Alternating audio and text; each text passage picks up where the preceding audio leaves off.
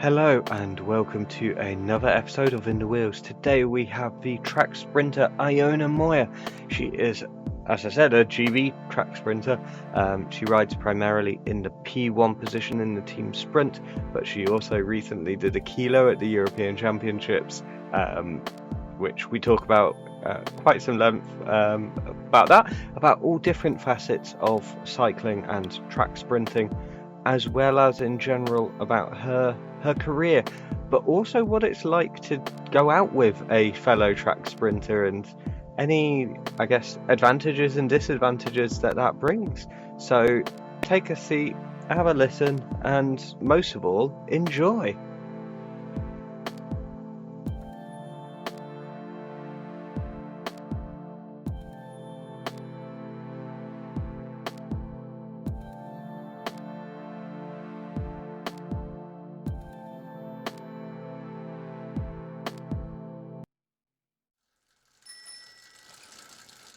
Hi, thank you so much for joining me. How are you doing?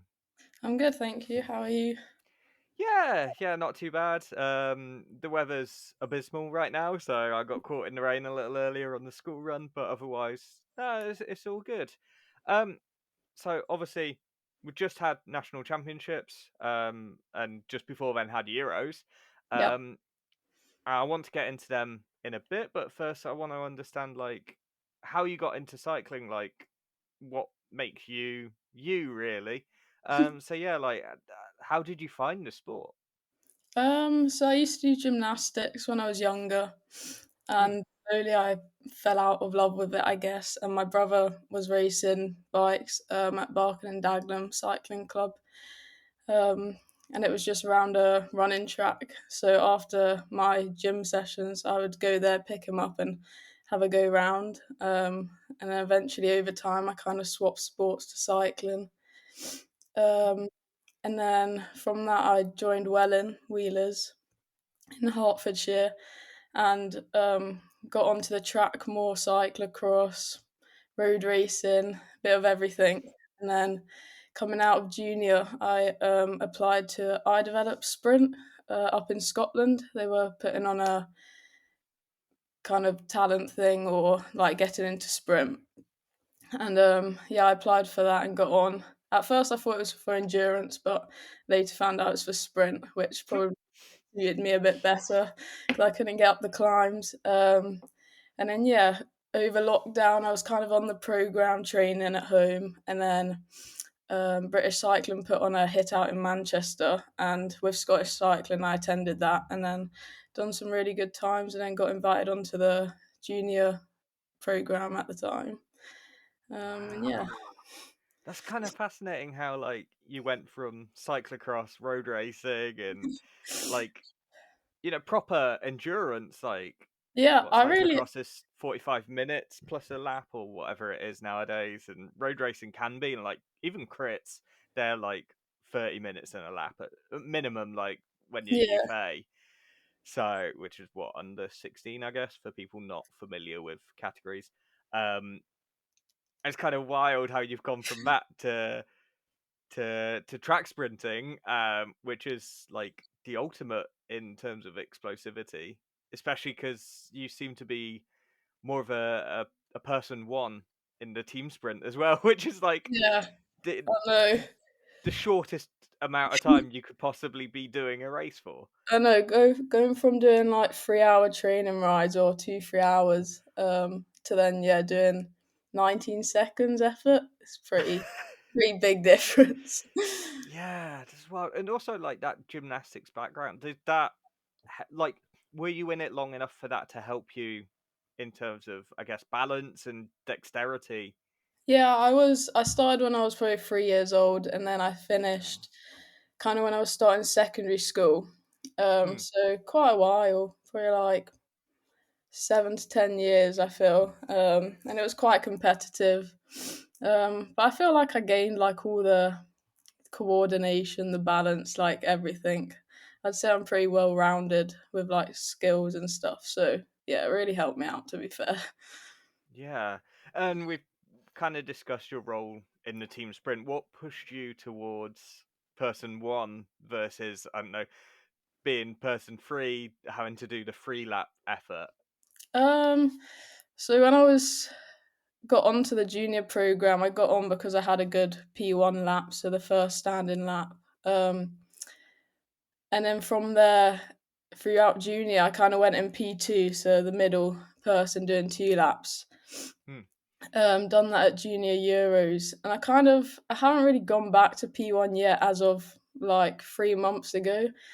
Okay. So I've actually been in P2 just chipping away as best as I could, but my problem was I couldn't get on the start, which is ironic now because it's probably one of my best things doing the start lap. Hmm. Um, so yeah, I think it's just different training and stuff and finding out where my strengths lie. Yeah. Where do you feel your strengths lie at the moment? Definitely P1. I definitely Okay. enjoy it a lot more. I was just struggling in P2 to get on and then deliver like a good lap afterwards. And so I think that was stressing me out more. So it's nice just to be at the front, you just do your own thing, and then whatever happens with the team happens.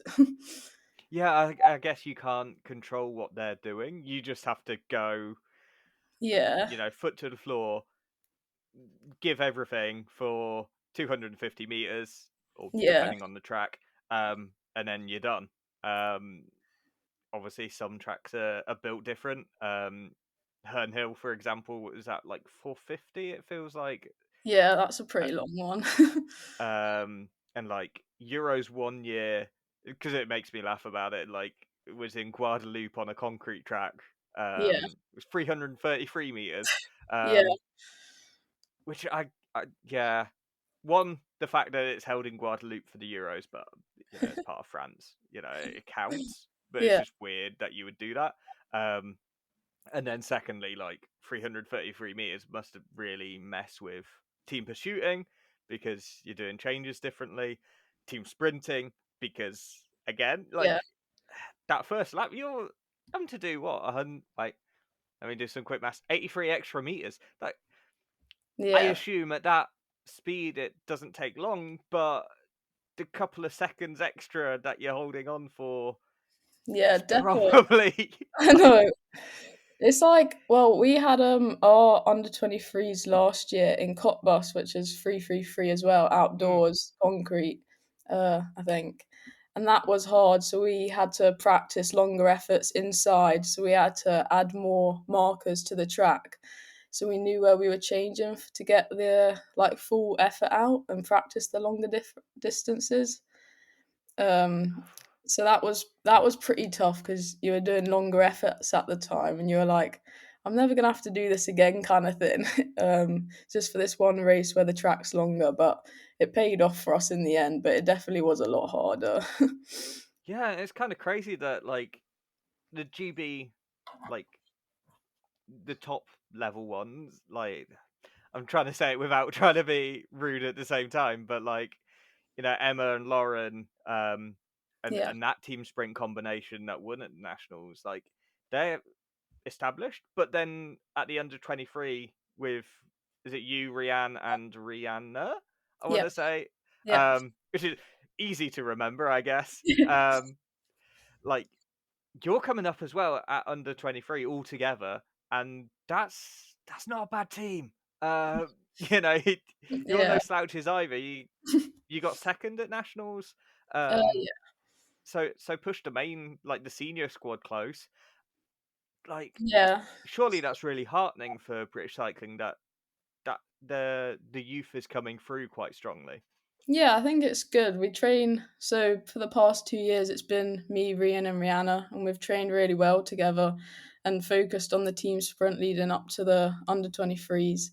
And I think we've got the most out of each other. And now Rihanna's moved up, kind of. So it was her last one last year, so Mm. she won't be able to do it anymore. So it'll just be me, Rian, and then we've got a younger girl, Georgette, coming up onto the squad, and now we're kind of starting to train together a bit more. So it's nice that we've always got a good, solid team to race, because then we all improve individually in our positions to ultimately try and get onto the podium squad. So it is really good, yeah. Yeah, and obviously, how was nationals for you? Because I guess it's weird because, well, for starters, like national kits aren't really worn, like national champs jerseys aren't really worn in races that Yeah, often. Like certainly in the ones that are visible, like the World Cups, you're all representing your nation, and World Championships, you're representing the nation. There's no point to wearing, yeah, the team or your trade kit if you want to call it that. Like not it's not like road racing where you're yeah, going to see yeah. a national jersey all year round. But is there still that competition for? Is it for the jersey or is it just to say you're the best? Like Uh, that's the first thing I want to know. I feel like it's definitely for the jersey. So this year there was a Mm. big like match sprint in between Lauren and Rian, and if you've watched the racing, like they went neck and neck to the line, almost taking each other out. So I think there is a big thing on. Rian Defo wanted to win. Lauren Defo wanted to retain the title from last year. So I do think you're still going for the jersey. I think yeah, just trying to get the first like individual senior one for Mm. Rian, and then I guess for the rest of us, Lauren's had a few now. So yeah, I think we still all try our best to win it. Yeah, and what's it like going up against compatriots? Because again, like you've had a bit of that at Commonwealth Games, but this is again slightly different because it's a very reduced pool. Like you're not taking on competitors from Australia, you're just taking on people from Britain. Yeah. And like, does it change how you compete? Or again, is it just you want to win regardless? Like whoever's on the track against you, it doesn't matter, like winning's winning. Yeah, I think so. Well, in the past like 3 months, we've had 3 races where we've basically all raced each other. So we had Grenchen, and then a race in Wales, class 1 or 2, and then yeah, nationals. So it's like we've done all the match sprints already before against each other. So it's just like repeating it kind of, and then I think it's on the day who's got the better legs and yeah, not as fatigued because we're all pretty close at the moment. Lauren and Rian are stepping up ahead, so they done the senior individual spot. So it's good to see, and yeah, it's pretty hard racing against each other.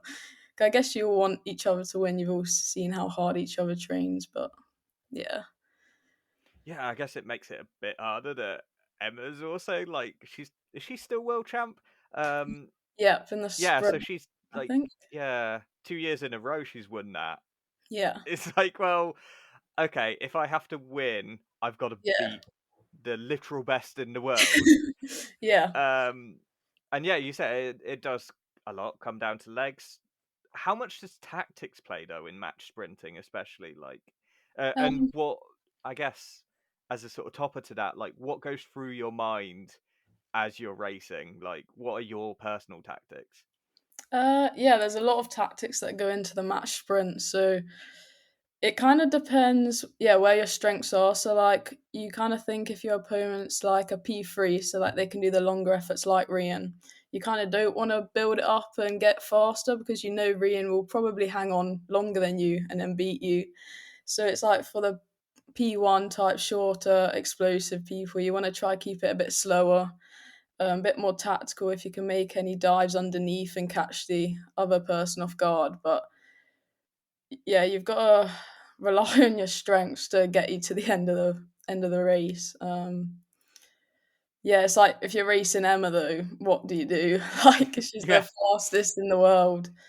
There's not much that's going to beat her ultimately. So you just try race a tactically good race for you, and then you see if it pays off. And probably against her it won't, but just see how it goes.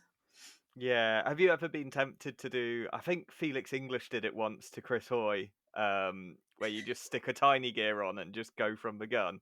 Like, have you tried that? Is that anything you've Uh, experimented with?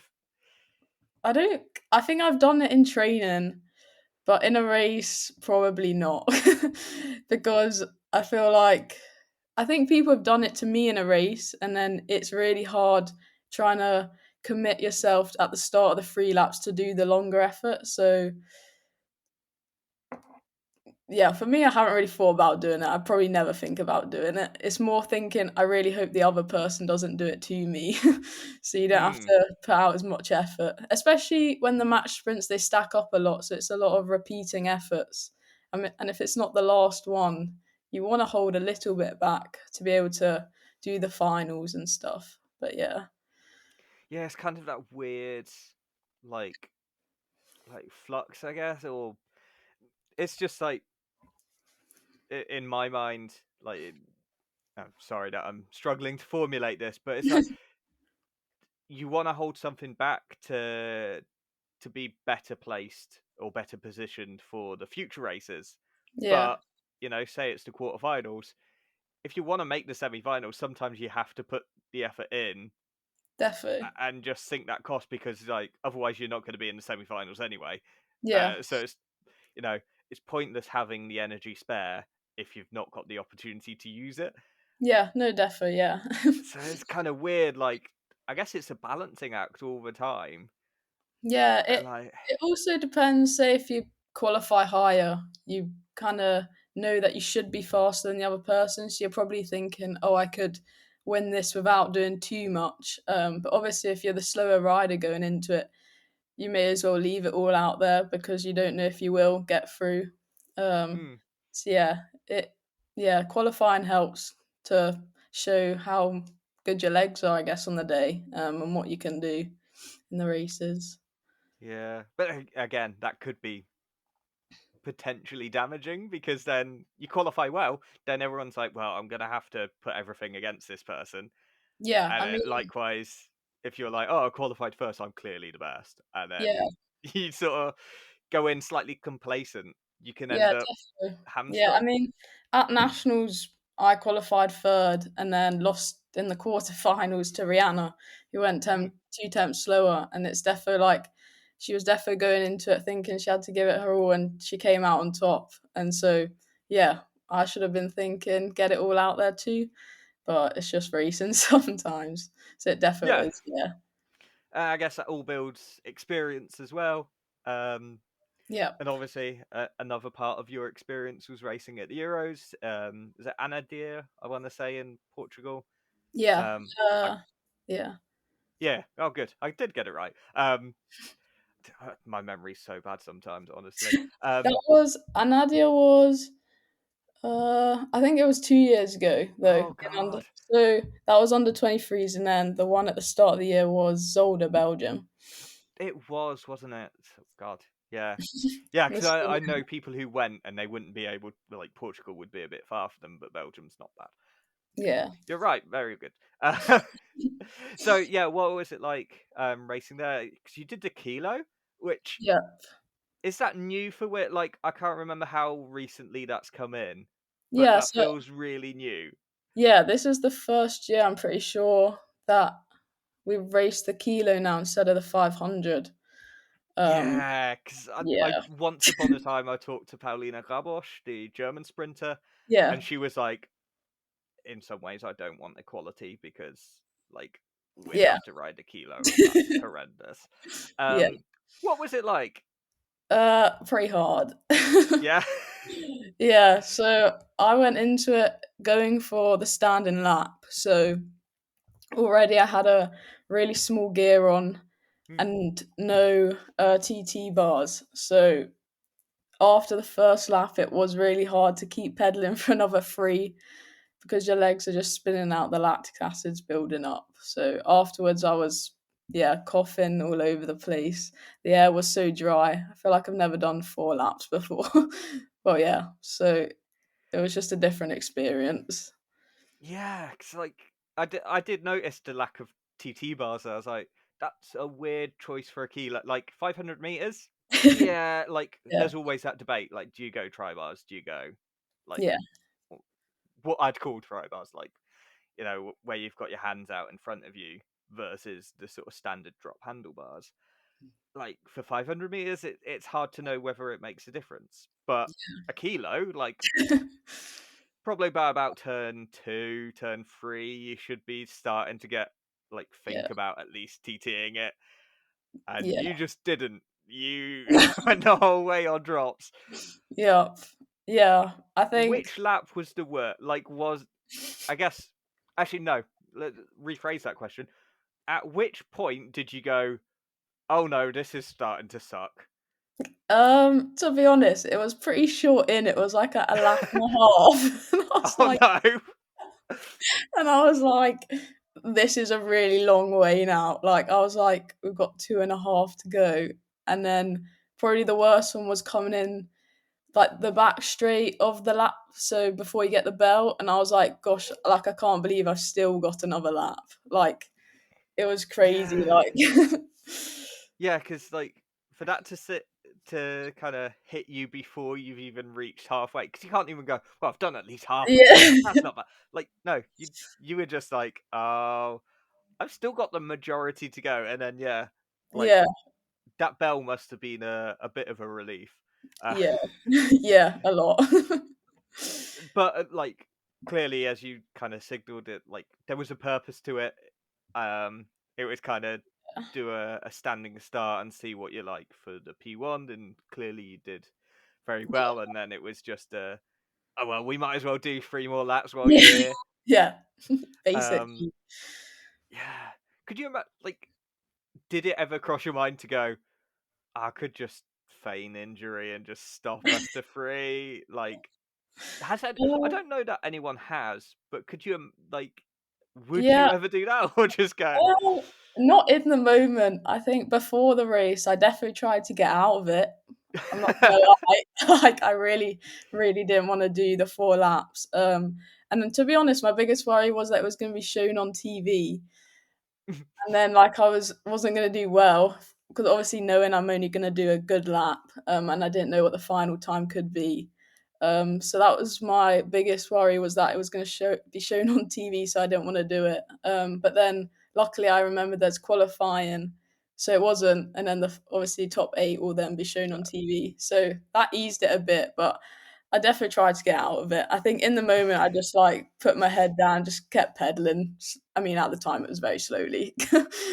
If you Yeah, see my last lap split, but yeah, yeah, yeah. 'Cause that like I know that for the men it takes give or take a minute, um, depending yeah, on which rider, and it's kind of like they often say in athletics track that the 400's the worst because it's like 45 minutes or 45 minutes, Jesus, 45 seconds is about the longest sprint you can do, and then it starts to tip into more of an endurance yeah, thing. And yeah, it's kind of a kilo is just beyond what a sprint can be, yeah, and I guess for the women it's even worse because by being slightly slower, it increases the time that you'd be doing it, and therefore pushes it even further to endurance.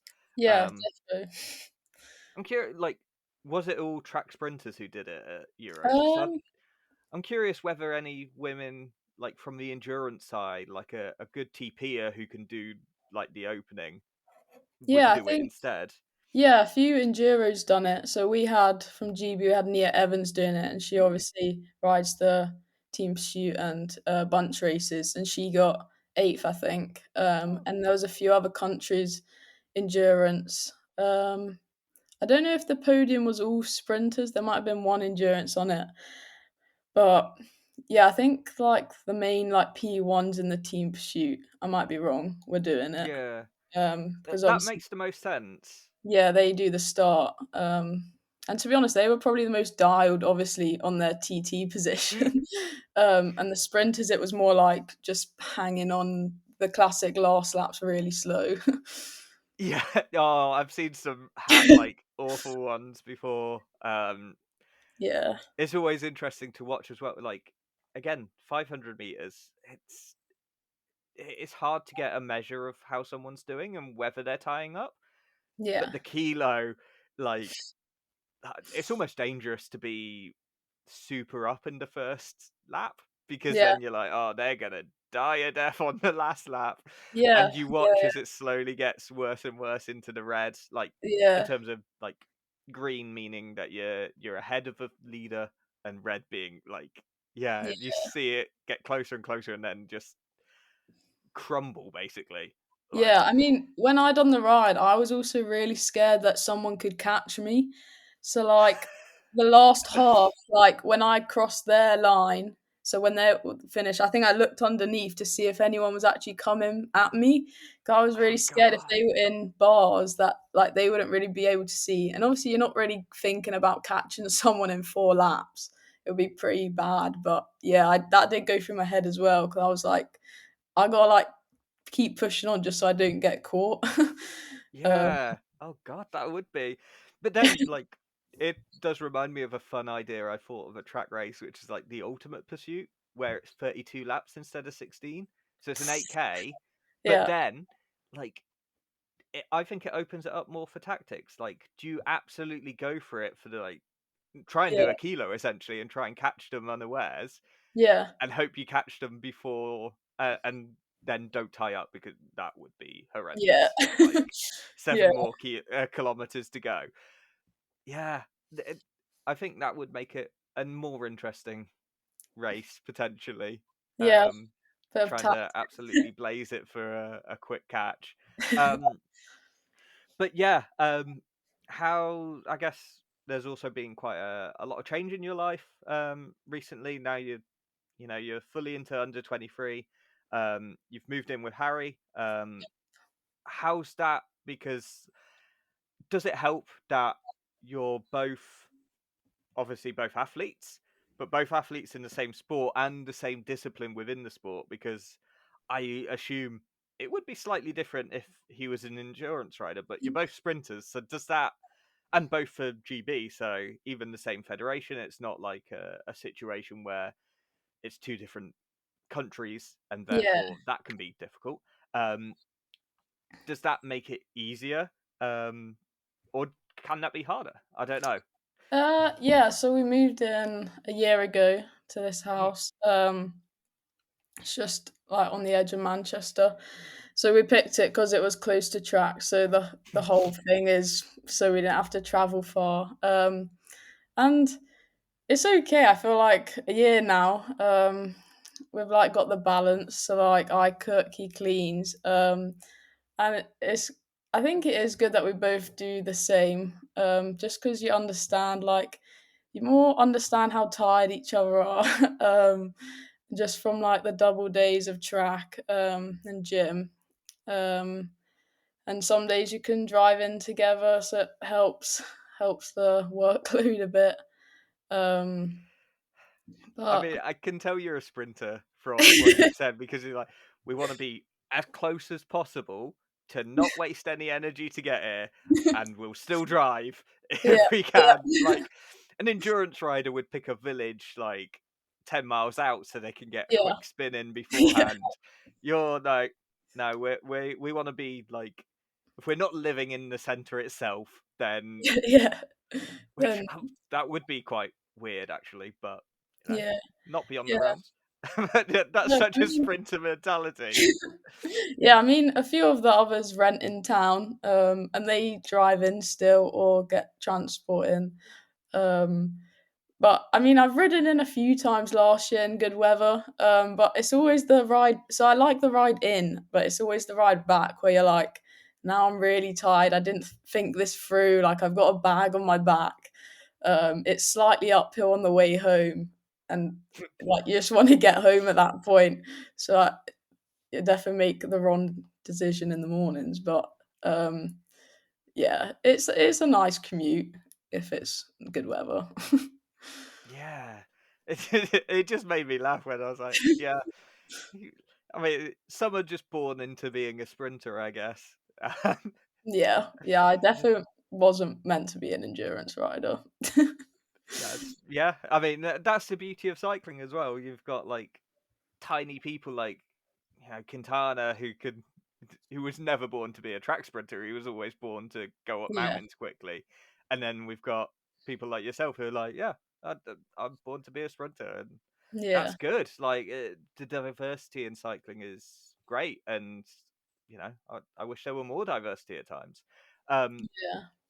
so, what does the future hold for you? What's on the horizon? Obviously, national champs and Euros are over. I guess there's World Cups. I'm not familiar enough with the track calendar to know what's coming up, so please do enlighten both myself and any viewers at home who are equally unfamiliar. Yeah, so this year, because of, I'm guessing, the Olympics and everything for the past 2, 3 years, there's actually only one World Cup or Nations Cup, which is in Konya, Turkey, I believe. And that's Hmm. in 2 weeks' time. So it's quite a few big races happening at the start of the year. Hmm. So that's in 2 weeks' time. And then after that, yeah, there's nothing. There's just the small little races you can go to. They're called class ones and twos. Till the end of the year, is in October, and I can't remember what that one is. I think it Hmm. might be Cali. Not sure, but yeah, there's Oh yeah, going to probably. be a really big gap of not big races. There's not much happening this year, really. Um, See, that to me is exciting because everyone's going to come into Worlds, uh, and unless they've been racing a lot on the scene, like no one's going to know who's at what level, and yeah, it's the first definitely. one after the Olympics, so or maybe second, depending on timing. But Yeah, like it's the start of a new cycle is fully in. That some people aren't going to be where they need to be yet because it's about being where you need to be in LA and not yeah, in Cali, which is Colombia, I guess. Um, because yeah, I hear it and I think California. I'm like, oh wait, no, that's not that. Um, so yeah, that'll be really interesting this year, I think. What about your own ambitions? Are you hoping to get selected for Worlds? Are you looking at the Track Champions League? I don't even know how one qualifies. I assume it's by invitation only, but I don't really know. I'm yeah, not close enough to any racing to even have hopes of being selected, so there's no point. But yeah. like, yeah, what are the kind of ambitions for this year and beyond? So this year in like my racing calendar, I've got a few class ones. So there's some in Ghent, which I think Belgium, Prague, Hmm. Trinidad, um, and then it's off to under 23s. Kind of, it's always the main kind of competition for us, like podium potential riders, for a chance to show what we can do. And then, yeah, Worlds in October. Do what you can to try and get there, I guess. It's, yeah, like you said, it depends where the Olympic riders are at and how they're going. Yeah, and how if you can fit into the team of them going so fast. And I Champs League, I don't. I think to get invited, you have to do good world performances, or yeah, Mm. get an invite. But I'm not. I don't. I'm not even sure when that is. So, No, yeah, that's usually like November, December, I think. yeah. So I guess it would be how you do at Worlds and under 23. Sometimes you can get an invite. So that would be cool, but there's always a lot of GB girls that do it. So you kind of again still have to beat the best of the best Mm. to get selected. Um, but yeah, Yeah, and racing again, that's going to be interesting because I get a different shaped track as well. That's the 167 meters at Kurtka. yeah, Um, I love that. Like it just the aesthetic of that track is amazing because it's like really dark brown wood compared to like the Manchester light color. yeah, And all the advertising that they've sold out, like yeah, just yeah, it's got a particular look, and it's just you can almost feel the heritage of that place just by looking at a picture of it. yeah, Um, but again, like super steep because it's so short.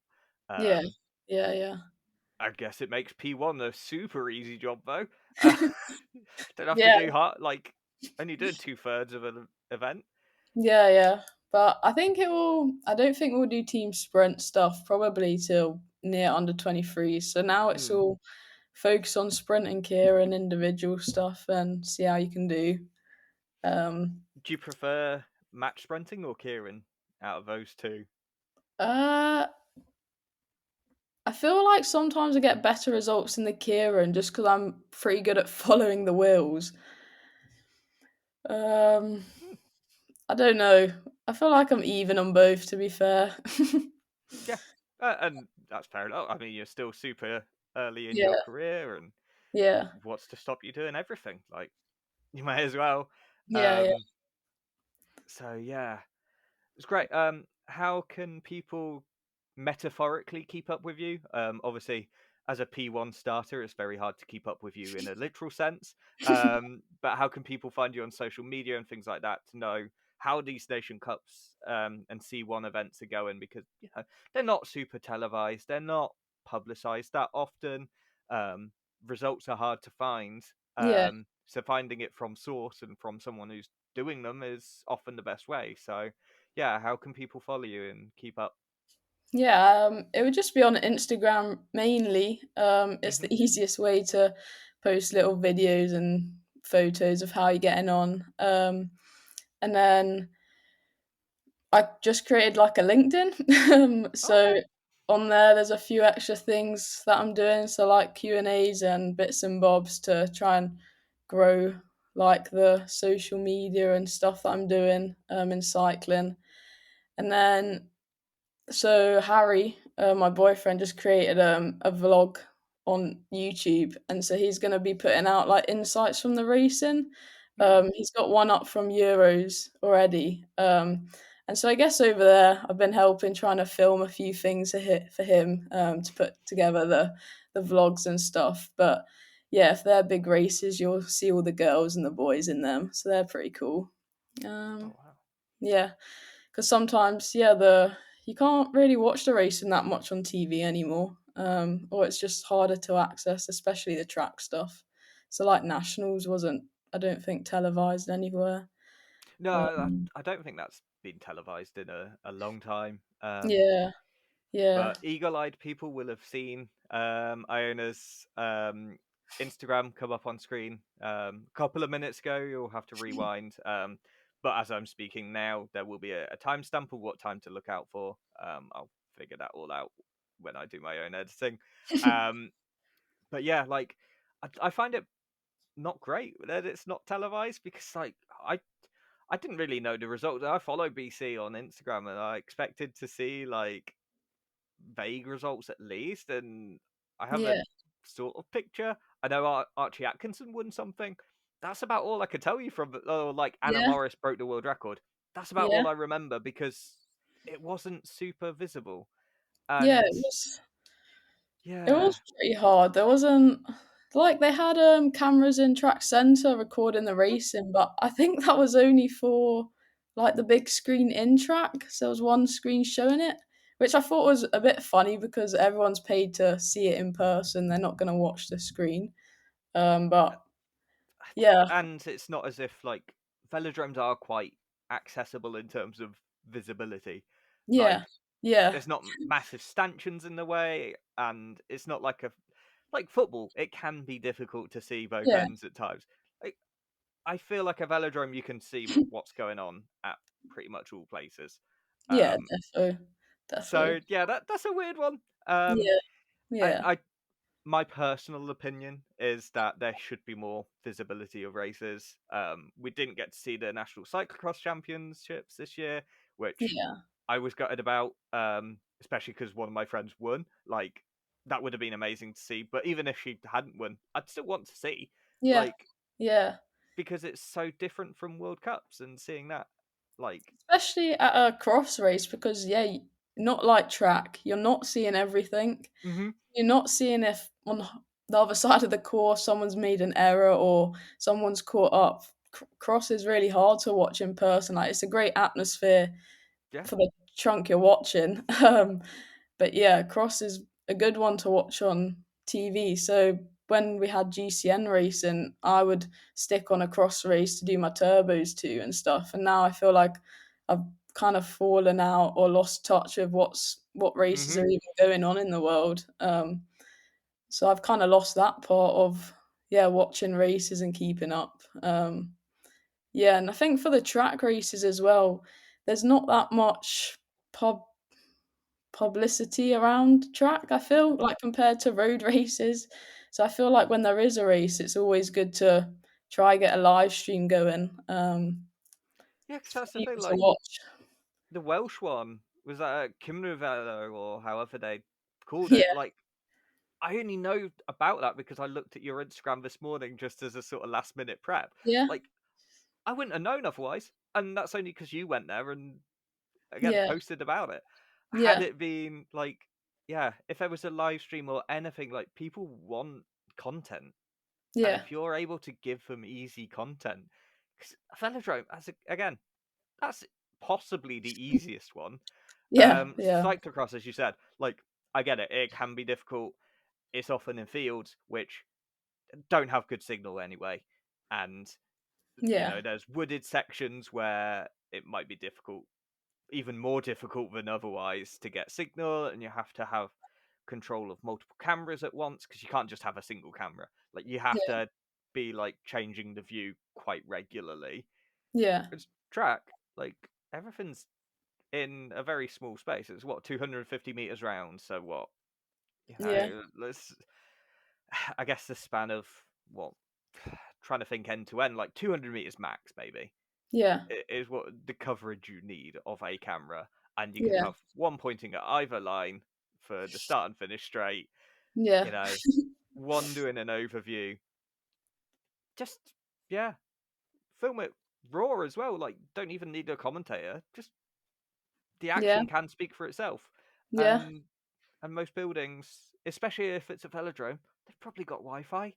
yeah, Like to me, like it's again, this is my personal opinion and do not reflect the opinion of my guest, but I find it very frustrating that things aren't streamed, and to me that it's easy content that yeah, people are craving, and then you can build that uh, not in a well, not in the full sense, but you form a relationship with the riders and you get to know their story and you go, oh yeah, this is what they did here, and this is yeah, this is how they're riding, and this is a tactic they like to use, and it's just that would just add to the flavor and the interest because you're like, oh yeah, I know this rider now.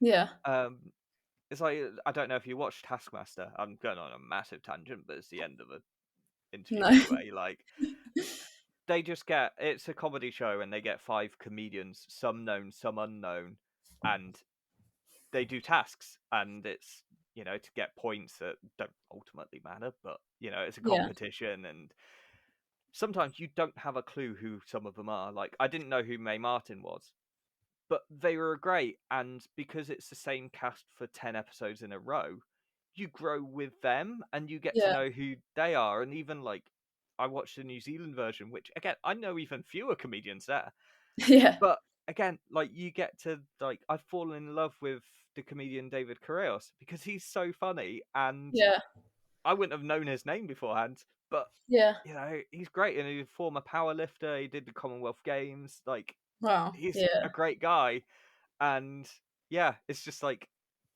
because you see them develop through a series of events, and if you had that in cycling, it would make track sprinting outside of the Olympics more, I guess, lucrative, more yeah, enjoyable. And people would tune in more to the Nations Cup because it's 1 year and one this year, and then Worlds, and yeah, a kind of desert between there. Again, my words, not yours.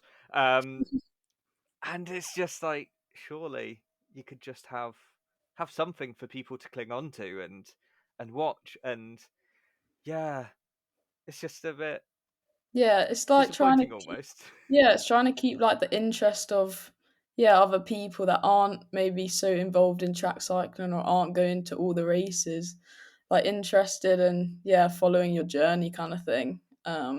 I think it's like even Richo had said, Matthew Richardson, he I think one year they had a YouTube live stream for nationals and he was in Australia watching it to Mm, see what people were racing and how they were racing, and it's the same. It's like if other countries had it, I'm sure I'd be watching to see how they were riding, what times they were doing, kind of thing. And that's even just like being in track cycling. So I think Yeah. if it was shown a bit more, there might be a bit more interest for younger people or even just anyone to get involved. Yeah, and to me, like that's huge. Like like gold medals are great, and that generates funding. I get it. It's how capitalism works, and you know, I have my own views on that, which I will not make super public. Certainly on an interview with yourself, but developing the future is so key to me. Like, it's great having a sport that's successful, but without the future coming up, then once that success is over, what Yeah, is there left? What's the point of a legacy if you're not building it? And yeah, I think I would hate for future historians to go, oh yeah, this was the golden generation, and then it just stopped. Like, yeah, I would rather have sustained success than a, yeah, a golden definitely. generation. In many ways, a golden generation is something not to aspire to. It's great. It sounds good, but it shows that it started and finished, and that was it. Like, Yeah, in the yeah, same way, you can look back and say, "Oh yeah, remember HTC High Road and that super team?" And it's like, yeah, but it stopped, and yeah, and that's the hardest yeah, part of it was that, yeah, it does have an end, and obviously everything does have an end at some point, but you want that to keep going as long as you can, and yeah, you want to definitely. develop the future generations and generations to come. Yeah, yeah. Anyway, I'll put my soapbox away. Thank you for indulging me. My final question is, because I did keep meaning to ask it, and it kept coming up in my mind, and I never said it. LA, is that a realistic goal for you, or are you thinking 2032? Uh, And for clarity, we are talking Olympics. We're not just saying, do you fancy going on a holiday to Burbank or wherever? I hope that's an area in LA, and I haven't like shown myself up for geography. um, yeah, I mean, I would hope to keep pushing towards it, and after recent P1 performances, I feel like it's something I could work towards and try push into the team sprint team, but probably more sprinting Kira in the next one because you've got the likes of Emma and Sophie and Katie Marchant who are really good, and that will be pretty hard to beat. So yeah, Hmm. Well, I will cross my fingers. We'll follow your career with interest as always. Um, Thank you so much for your time, and yeah, good luck at all the events to come. thank you, and thank you very much for having me. Oh.